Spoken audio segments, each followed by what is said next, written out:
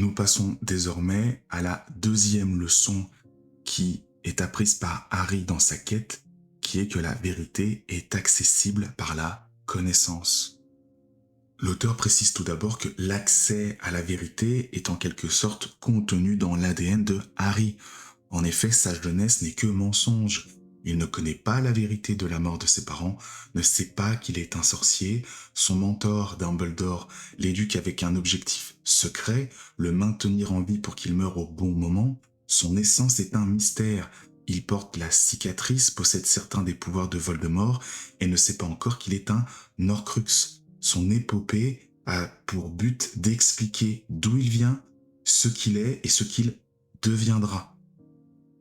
L'auteur précise que la vérité a été évoquée à de multiples reprises et à de multiples questionnements philosophiques au long des siècles.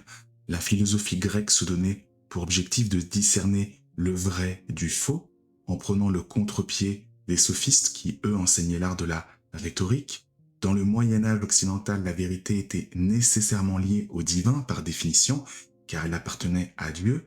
Saint Augustin et après lui Saint Thomas d'Aquin affirmeront que les vérités de la foi peuvent être lues indépendamment des vérités raisonnables. Il y a eu ensuite le développement des sciences à la Renaissance qui a bouleversé l'approche de la vérité. Si l'existence de Dieu restait une question fondamentale, la vérité quant à elle ne pouvait être qu'accessible par la logique et la raison.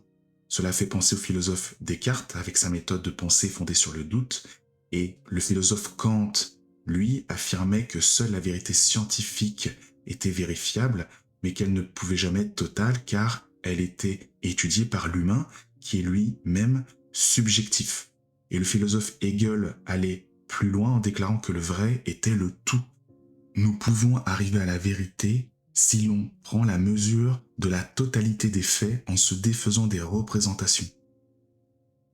L'auteur donne ensuite des exemples de cette leçon que va apprendre Harry tout au long de sa quête. Il dit bien que les héros vont avancer dans la quête par le biais de la connaissance à l'origine du dénouement de chaque roman. Les protagonistes vont devoir comprendre avant d'agir.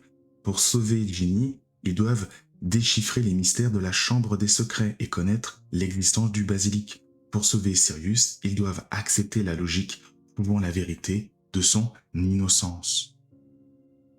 Ainsi, la majorité des intrigues vont être résolues grâce à l'intelligence, la curiosité, la force d'esprit.